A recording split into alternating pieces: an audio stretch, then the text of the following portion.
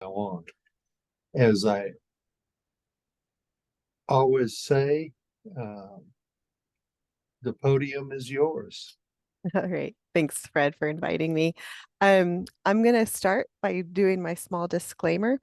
I'm an entomologist, which means that I could bore you to death or excite you with bunches of pictures of flies, mosquitoes, ticks, all the different things that are affecting your animals. But I recognize that I'm probably the only person who is listening to this or in the room, the Zoom room, or in the future room, the recording room, who probably cares the most about these organisms. And so with that, all flies are unique and special and different. Um, but again, I'm an entomologist. I'm not an animal scientist by training. I'm not a veterinarian.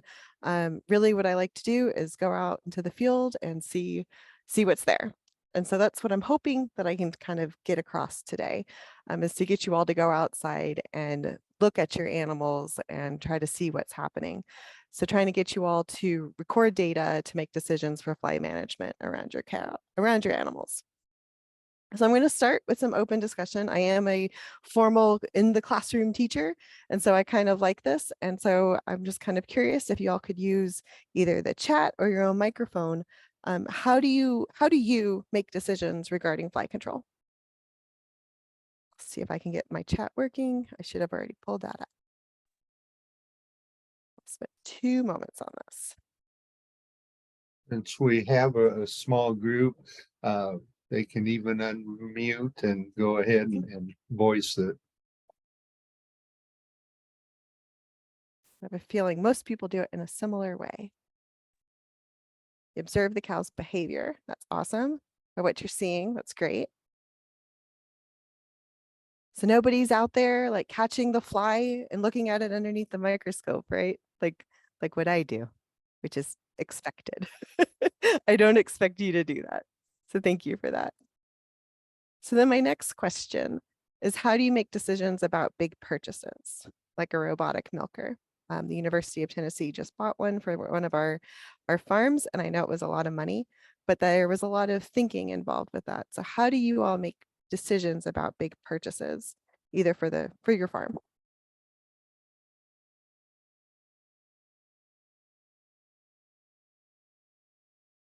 Economics, absolutely. Does it make sense?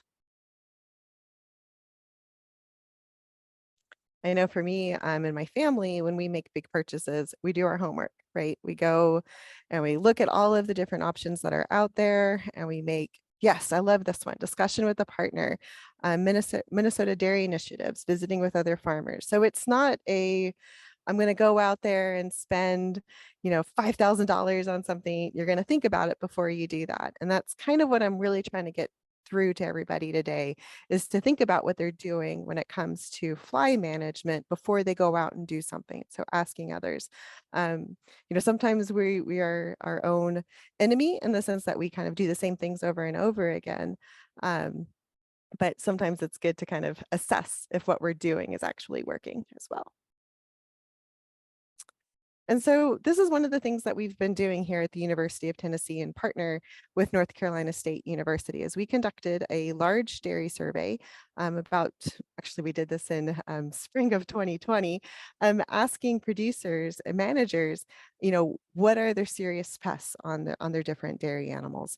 And what we've really learned is that what producers are saying, what you all are saying, is that it's face flies, stable flies, and horn flies.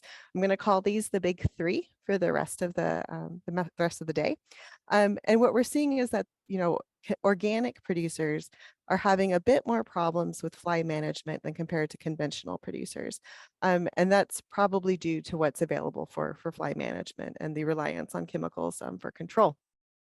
But just to give you an idea, again, face flies, stable flies, and horn flies are extreme pests as what are serious problems in the area. Not so much cattle grubs anymore. Lice, ticks, and mites, I will say, are probably going to become a bigger pest for you all in the future. So just stay tuned on those, be aware.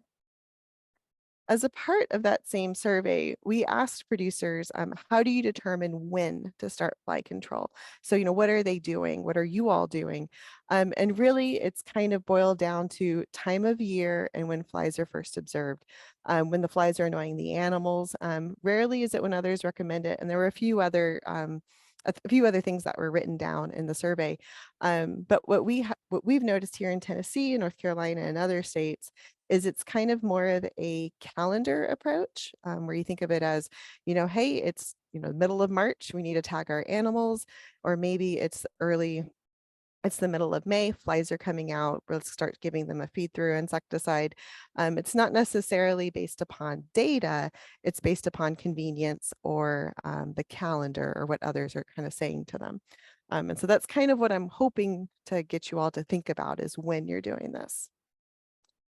And part of this has a lot to do with where you get your information when it comes to fly management. And as a part of that same survey, we asked people, and a majority of y'all commented as veterinarians providing you fly control information, other farmers, which was mentioned in the chat, popular press as well, and sometimes I'm a little bit through the feed store too. And so I went and I found one of these popular press articles, and this really is kind of the same thing I've seen a few times. This is a popular press article written by an extension veterinarian. So like, awesome. This is a great person who provides reliable, great feedback and more. And you probably can't read it. But so what I've done is I've put it over here, but the advice is primarily to use feed through insecticides, porons, dust bags, cattle rubs, fly tags. There's a mention to not mix classes without explaining what a class is. There's also a mention of using fly predators, which I would really not recommend for most dairy facilities, simply because you'd be scraping them up and throwing them away as soon as you do it if you're keeping up with your manure management. And fly traps, but not really kind of mentioning what kind. So what I want to mention to you, and I'll pause here in case somebody wants to hit pause or take a screen capture, is to visit this website. So I'm a part of a group called a Multi-State Regional Hatch Project. We're a bunch of veterinary entomologists from across the United States, and we put together all of our information onto this website, the one place where we're trying to keep it simple for producers to get to. So it's veterinaryentomology.org. That's it. You type that in and you'll get a ton of great information about flies, ticks, mosquitoes, anything on any kind of livestock. So I would recommend going there for information. Maybe this will work. As a part of that survey I mentioned a moment ago, we asked them what methods are producers currently using for pest management. And we did divide this up by organic and conventional producers based upon our survey needs. And what we learned was that a majority of our conventional producers are using feed-throughs, sprays, porons, ear tags, so chemicals for fly control. Our organic producers are using an organic feed-through, botanicals, essential oils, organic sprays, organic porons. So again, some kind of product for managing flies. A few producers are using different types of traps, like fly traps, walk-through traps, the fly vacuum or the fly vac or the cow vac, as it's also known. I have some videos of that in a little bit, or sticky tape, sticky traps in order to catch flies as they land on them. We did have some producers mention that they're rotating pastures, they're spreading manure, they're composting, and some are even using chickens as a part of pasture rotation so that the chickens come and feed on the fly larvae. Some have mentioned using injectables and vaccines. A few people mentioned using biological control agents such as dung beetles, nematodes, fungi, and parasitoids as well. But really the point here was that what we're seeing is that conventional producers are relying on chemicals for management of flies, and organic producers are trying everything in order to manage the flies. And so people are making lots of decisions. That's really what I kind of want to get the point out here. And they're probably spending a lot of time and a lot of money making these decisions. And so for me, I'm a goal-oriented person. My only goal for today is to get you to start thinking about making informed fly control decisions. Not doing it by the calendar, not doing it by what my friend said, but by doing it by what you see, by what you observe. And some of you wrote that in the chat, and I think that's wonderful. So keep doing that. I mentioned at the very beginning that I'm an entomologist, and so the things I'm saying today can work for dairy animals as well as beef animals, beef cattle. So for me, all cows are kind of equal, and I know I'm not supposed to say that, but for you all flies are kind of equal, and so that's where we're going to have to kind of cross the lines right here. But so I do some work with beef cattle in Tennessee. You're more than welcome to read the free article here on how we are recommending our beef producers, our cow-calf producers, to do record keeping when it comes to managing their flies. And really what it is creating records, right? So getting the data together, doing your homework when we're done with this. You can do this in 3 different ways. You can look at your animals and just visually inspect them and create some kind of rating that works for you. I'm not going to tell you how to rate if it's high, low, medium, however you want to do it. You can observe the animal behavior. Somebody mentioned that in the chat. So you can see the animals actually attempting to avoid being eaten up by flies, right? They'll bunch, they'll swing their tails, they'll do a head toss, they'll do other things. So watching what the animals are actually telling you with their fly problems. And then probably the easiest thing, in my opinion, would be capturing the pest problem with a digital image. Most of us have cell phones with a camera on it. And so we can use our cell phones with a camera to take pictures of a few of these animals and just kind of keep up with it when you have time to see if there's a lot of flies or not that many flies. And so those are the 3 things I would like you to maybe think about doing. And so when it comes down to it, what makes a pest a pest? And so this is something I wanted to take a few moments on because there's a bunch of different people who think one thing might be a pest and another thing might not be. And I say this from personal experience. My dad raised homing pigeons and would race homing pigeons as a part of his hobby. And so for us, it wasn't gross or ew. And then I was one of those kids who raised snails, and I was just a weirdo. I don't know how else to say it. But so for me, it was a personal perception. So what makes a pest a pest? Adapting to a new host. So sometimes we have flies or ticks that go from one area to another. So feeding on white-tailed deer, and now all of a sudden they're feeding on our dairy animals. I mentioned this kind of and briefly a moment ago, being introduced to a new region. We know in Tennessee, we have the Asian longhorn tick, Hemophasalis longicornis. It's not native to Tennessee or the United States. And so now we're dealing with this pest, this tick pest of cattle. The misuse or unnecessary use of insecticides, I'm going to touch on here with the next slide, because I think it's something that we kind of maybe take for granted. I know my family is very guilty of this. Let's just get something out and spray it and kill it, when that might not necessarily be the best decision to do.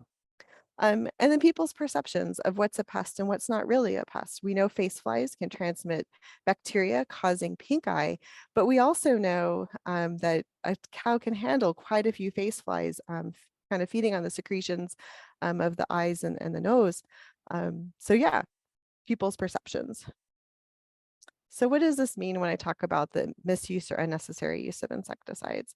I created this a while ago for one of my classes, and I think it kind of translates well in the extension world too, where we think about 2 different flies living on a cow, feeding on a cow, and just kind of doing their own thing. Both of them rely on cattle. They're obligate parasites of cattle. But in this one scenario, the clip art eye fly with the green eyes is considered to be super bad. And so what do we do when something is super bad?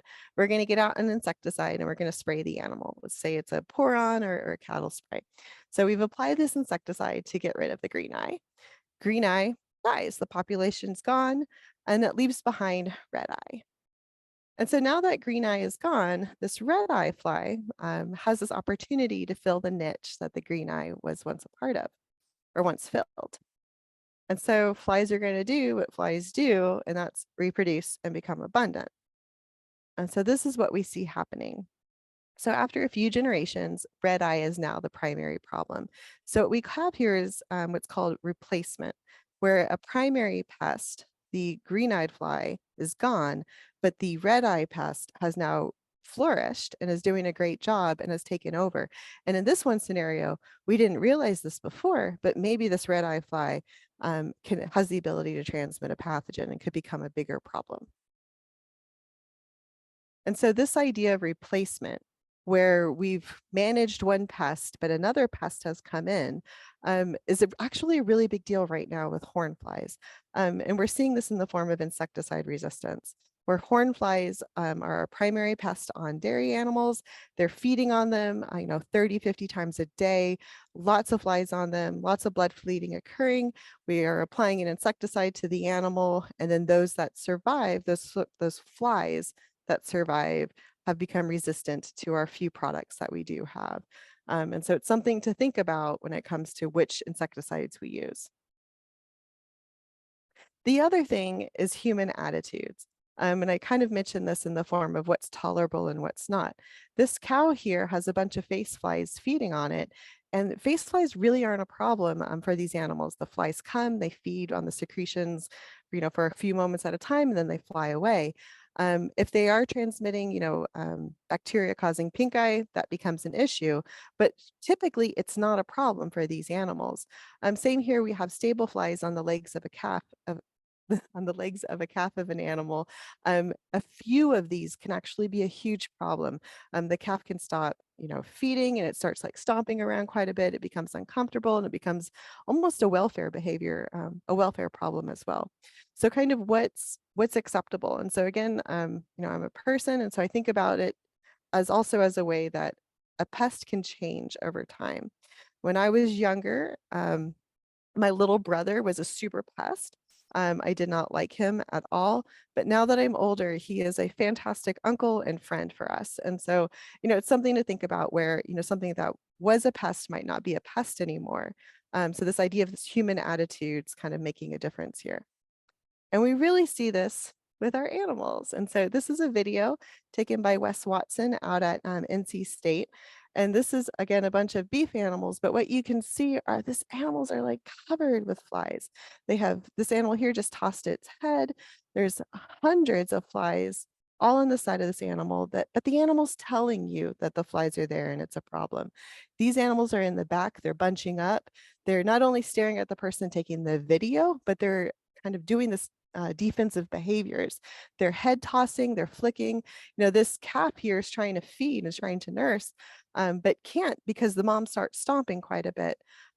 So looking at this, these animals are bothered. This is a significant problem in this herd. And go to the next slide. There we go. So I'm going to give you a quick warning here if you aren't familiar with bots. Bots are disgusting. We can all agree on that. They're also very fascinating. But what you can see in this video, if it works properly, is this squirrel is not affected by these bots. There's a bunch of these like flies living in that area, and I recognize it's extremely gross, but this squirrel is doing just fine eating on these sunflower seeds. So it's tolerating the fly problem here. And that's really what I kind of want to get to, not the fact that this is disgusting, but that we have this perception that the squirrel is having a hard time feeding and surviving, but it seems to be doing just fine. So watching our animals, watching the cow that's flicking its head, that's not feeding, is going to be just as important. All right, we'll move on from that grossness. All right, so how serious are each of these pests? And so going back to that survey idea where face flies, stable flies, and horn flies were described as the most important pests for y'all, really, in my opinion, it's horn flies because of their role with mastitis and transmitting different staph pathogens to animals. But before we get into horn flies, I do want to talk about face flies because I think a lot of producers are making management decisions because they see flies on the face of the animal. Know that the animal is not flicking its head because of flies feeding on their face. They're flicking its head because of the horn flies on the back of the animal. And so if you want to read more about face flies, I have a QR code here, which you're more than welcome to read on. But I just have these beautiful images of fly larvae. These eggs are laid singly, they hatch, the larvae go through 3 larval instars. So kind of thinking of it as, let's see if I can put my hand here. They're little, they molt and get bigger, they molt and get bigger. And then after that, they move to the end of the fresh manure pat where they'll create this calcified pupa so they can't be attacked by any parasitoids. So if you're using parasitoids to try to control face flies, it's not going to work because they haven't evolved together, but the pupae itself is really hard for that parasitoid to get its ovipositor through and try to kill it. The other really important thing to remember with face flies is they love fresh manure, like straight out of the animal. Things that are less than 15 minutes old is a way to think about it. Whereas the hornfly is a bit different. They also like fresh manure, but they're gonna like something that's a little bit older than the face fly manure. So something more than 15 minutes old. These also they lay their eggs singly in the fresh manure, go through 3 larval instars and pupate, and they can be parasitized by different wasps. And they have these cute, okay, so this is the entomologist in me. I apologize for everybody else. They have these cute little mouth parts that allow them to kind of get into the hide of the animal and get down and blood feed. And they do blood feed, 30, 50 times a day. And that hurts the animal quite a bit, causing lots of different damage. And if you want to learn more about hornflies, this is a nice review article here, which you're more than welcome to read. And so I do want to mention some of the research we're doing here at the University of Tennessee when it comes to hornflies and mastitis. This is work done in conjunction with the animal scientists here. And really what we've found is that more hornflies equals reduced milk quality and reduced milk yield. We were hoping to kind of create this correlation with somatic cell count, but that did not change. Somatic cell count kind of remained the same. But again, more hornflies, less milk, which is a big deal, I hope, for y'all with your economics when it comes to milk production. The same thing, we started looking at the idea of hornflies transmitting different staph pathogens to the animal, knowing that they're feeding on the animal. So when they're on the back of the animal, they're feeding up there. But when the day gets really hot, just like you or I or the animals, they're going to move down to the shaded area. And so that's on the udder of the animal. And so what Emily did was she took a bunch of quarter milk samples and we took a bunch of flies and we were able to confirm identical matches of several different staph strains within the flies feeding on the animals on the udders. And to give you an idea of what I'm talking about, these are flies that have moved from the top of the animal down near the underbelly and the udders. And so they're directly feeding right into into the capillaries, trying to get that blood meal, introducing different pathogens. So where do these flies get their pathogens? They get them where they develop. So they basically develop with all of these staph and E. coli pathogens around them. And so they'll develop in the cow feed, the cow water, but really that manure. And so if the animal already has the pathogen in it, it's just going to stay on the cycle. Stable flies will develop in the bedding and calf hutches. Again, a lot of our other flies, house flies, will develop in manures and separator tanks. Some of our stable flies will develop in spilled grain. So if the spilled grain gets wet, if the calf hutches get wet, which we know hutches get wet because there's calves in there, the stable flies will develop there. Our horn flies will develop in older manure and our face flies will develop in fresh manure. And so we have a bunch of different ways that we've told people or asked people to manage for flies. And, I'll be honest and say, I don't think we've done this really the best way, where we're telling people to look for each individual fly species. But in reality, we know it's a systems problem where there's not likely ever going to be one fly on an animal, one species of fly. It'll be several species of flies. And so we're going to ask you all to monitor these fly populations. I'm using index cards, traps, scouting, digital images, and I'll talk about those here in a moment. We already know that you're using chemical insecticides, ear tags, back rubs, and sprays, so I'm not really going to talk about that. Probably the best thing you can do, and I know dairy producers are fantastic at this, is removing the wet organic matter. And we know that's because you need to get rid of the manure to get rid of the staph and all the other E. coli pathogens, the bacteria that are in there that could hurt the animal and reduce the quality of your milk. Insect growth regulators, all those things that end in the ectin, are great at keeping flies as immatures. And so that's something you can use. There's a couple pheromones that are available to attract and kill them. But really one of the other great things, in my opinion, are using mechanical and physical controls. And so this is a larger investment up front, but it does pay down the line. So, putting in window screens, creating walls, creating as exclusions, maybe the animal gets to keep the tail so it can swat the fly, and walk through traps or a cow vac. And I have a video of a cow vac here in a moment. But if you're doing these things and you're trying to manage your fly population and you're spending money on that, something to think about is just because a pest is present doesn't mean the treatment's not working. And just because the pest is absent doesn't mean that the treatment or the management option you're using actually is working. And so that's where data comes in. And I love data. I've loved data my entire life. I've made graphs for everything. And that's just me, but I hope you can get a little bit of my excitement when it comes to graph making. And really what we want to do is monitor our fly populations so we can make better decisions and have different options even available. Because once your flies become resistant, it's going to be really hard to be able to bring in some other insecticide to use. And so with that, again, the importance of making decisions. And so if we have flies that are coming in, what we really want to avoid is having a resistant fly population replace a susceptible fly population.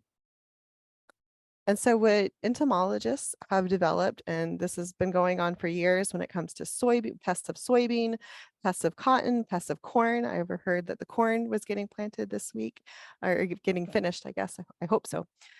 Anyway, we monitor our pests in the field over a certain amount of time, and we make these decisions on treatment based upon how bad the pest population is.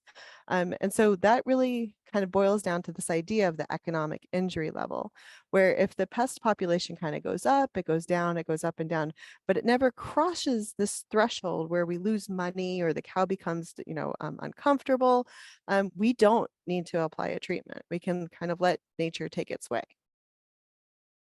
Sometimes we have things that are occasional pests, and I would say probably face flies and stable flies fall into this category, where we have, populations go up, but they kind of manage themselves either with temperature, droughts, things like that. Droughts are a great way to keep flies down, unfortunately, for other things.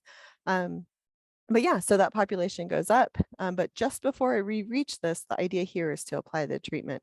So then you can have the longer lasting effects of the treatment.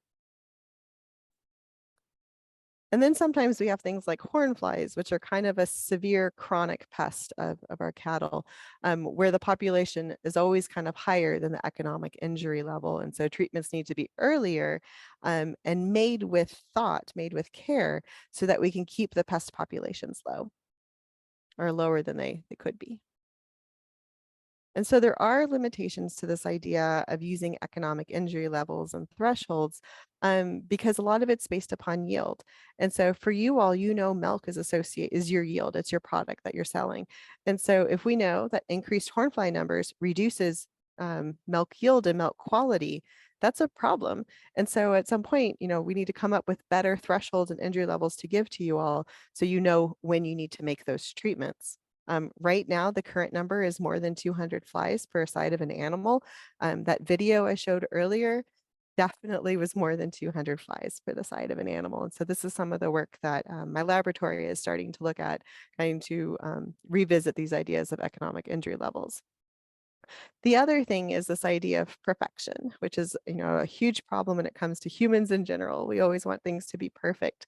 Low economic injury levels are not used in the decision-making process.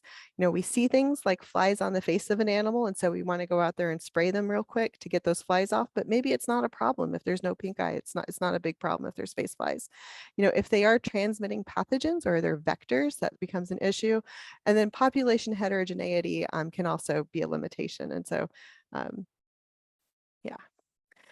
And so fly control on cattle, the idea here is to make informed decisions. And so you need to keep records and you need to select the correct active ingredients when it comes to rotating your different classes as was recommended by the extension veterinarian.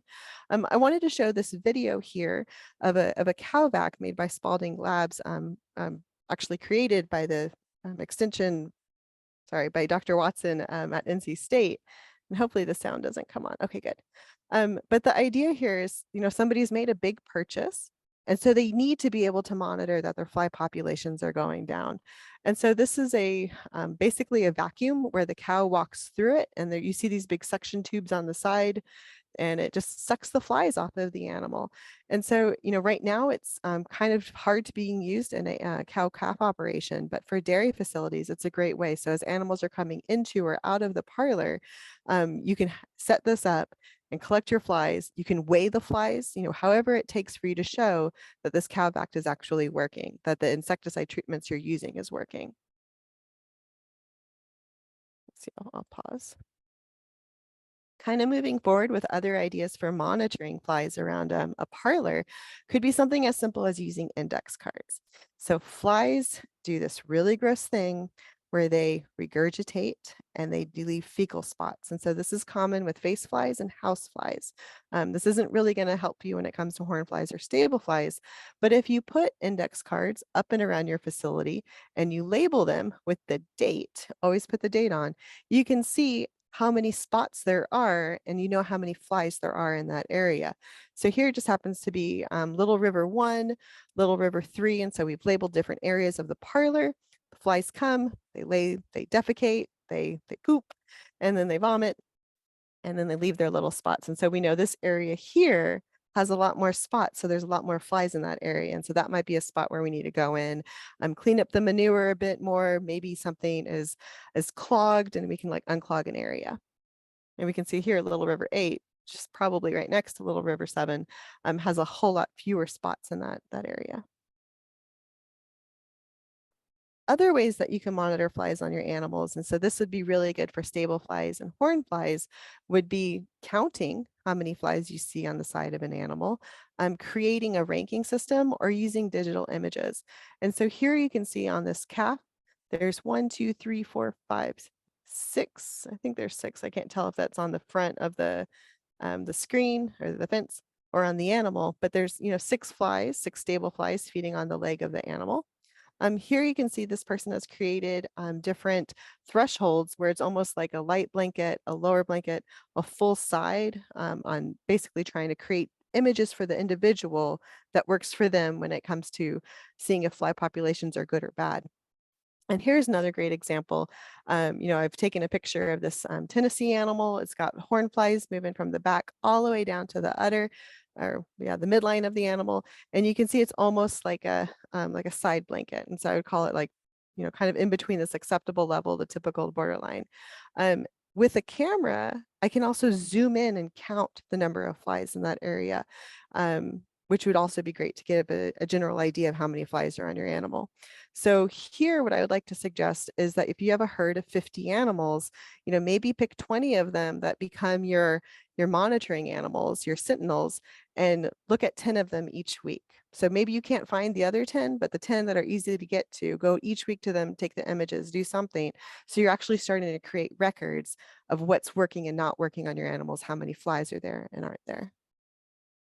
So if this is an animal, it's got face flies on the face. Here's the back side of the animal and the midline. As you zoom in, I can tell you there's 53 horn flies feeding in this circle of the animal because I zoomed in and I counted. It's something that anybody can do when they're not doing other things. Let's see. All right. Now I'm going to take a quick detour and talk to you again about this website, veterinaryentomology.org. This is a great resource for you all when it comes to making the decisions and finding decisions and just kind of identifying flies and more.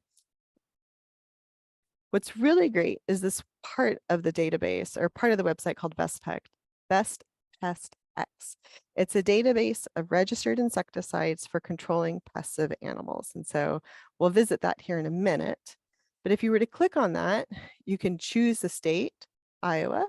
You can choose your animals, cattle, dairy lactating animals, choose your pest. And then from there, oh, I just told you that. It'll give you a list of different products available in your state that you can use for controlling horn flies on animals. And so earlier on, I mentioned that the veterinary extension veterinarian said to rotate classes was the word. But what does that mean? What it really means is watching out for your IRAC codes. And so what is that? You go to this website and it tells you that these ones here are 7A, and these are 3A and 7A and 15 and 3A and 1B. You want to rotate those numbers. So if you keep a record and say, this is the product I use and this is the IRAC code, next year when you come in and get ready to make a purchase, you're using a different code. That's what it actually means.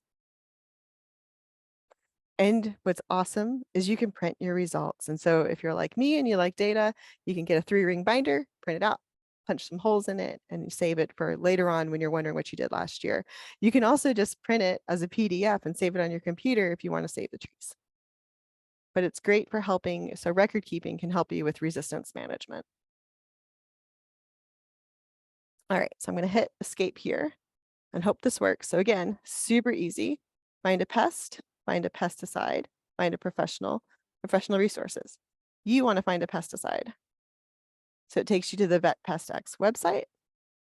You can choose your state. I think I heard somebody was from Minnesota.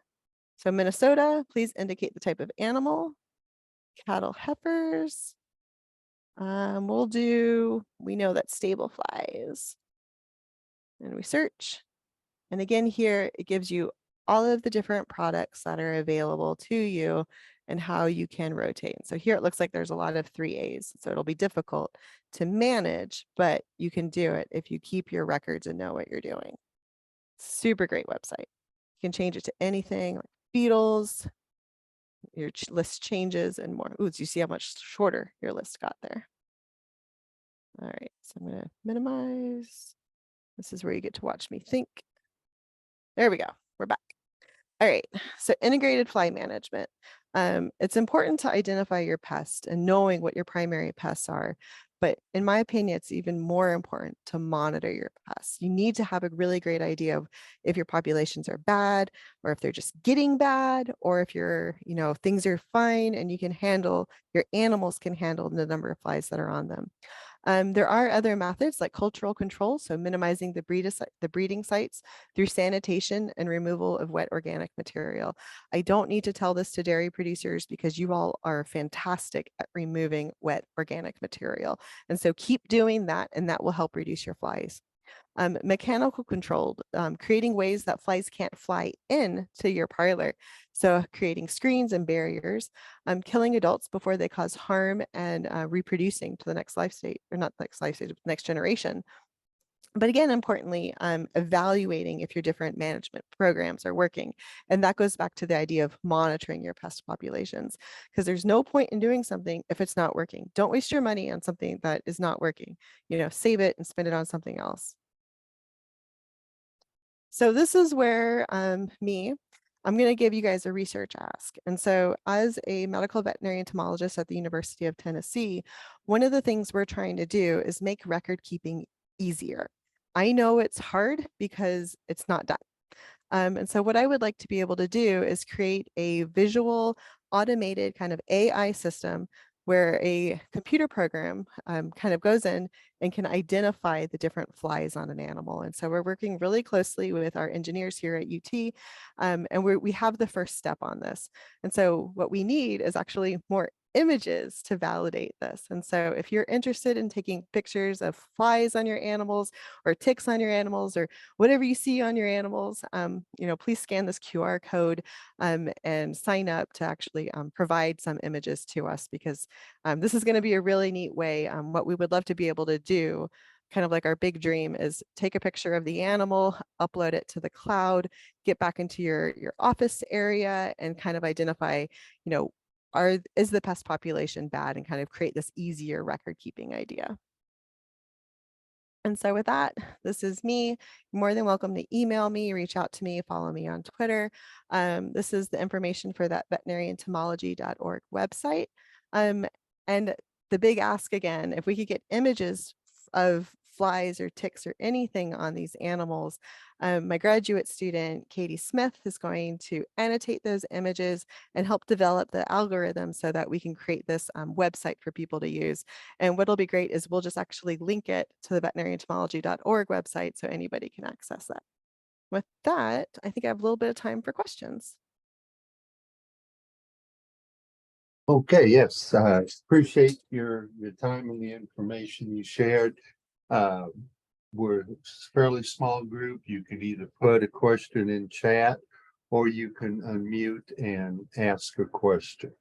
I'll take just a second or two.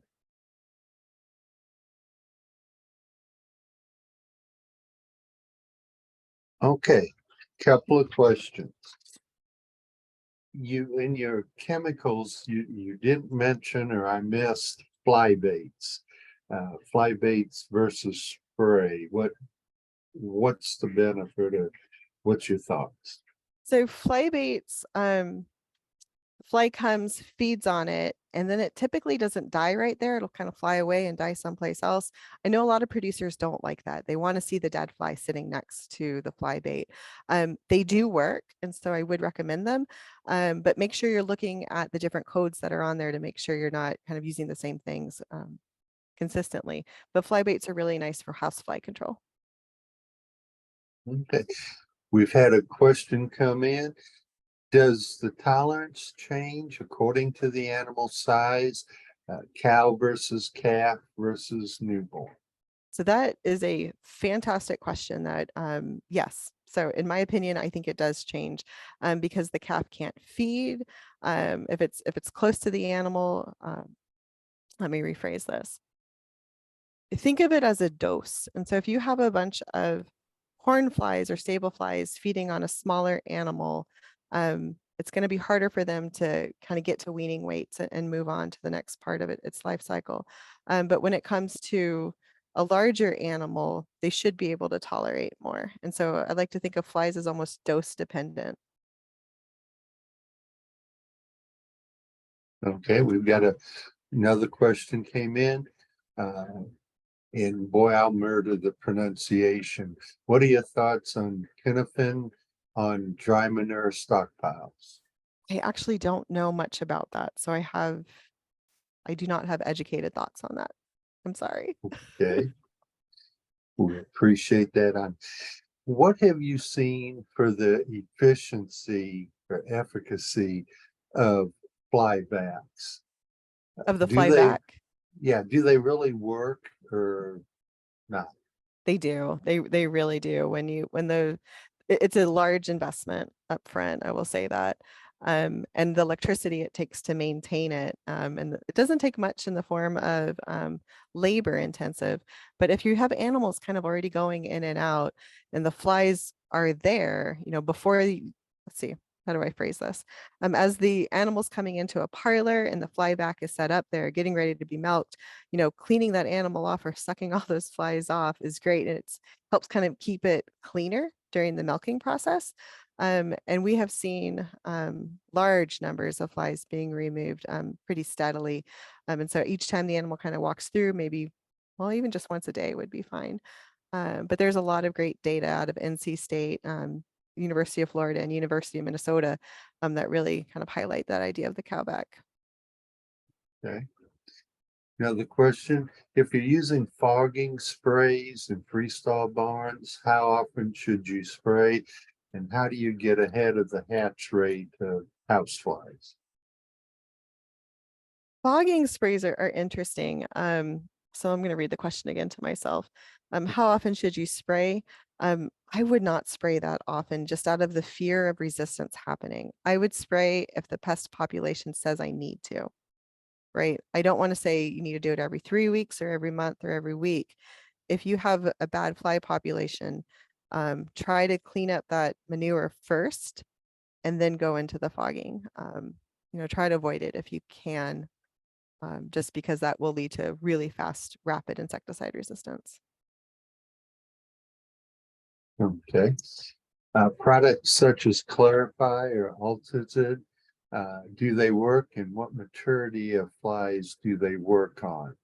Yeah, so those products do work great. The animal consumes the product, it gets passed through the animal, and then when the flies go to lay their eggs in the manure where the insect growth regulators are, it's going to actually work on those immature stages of the fly.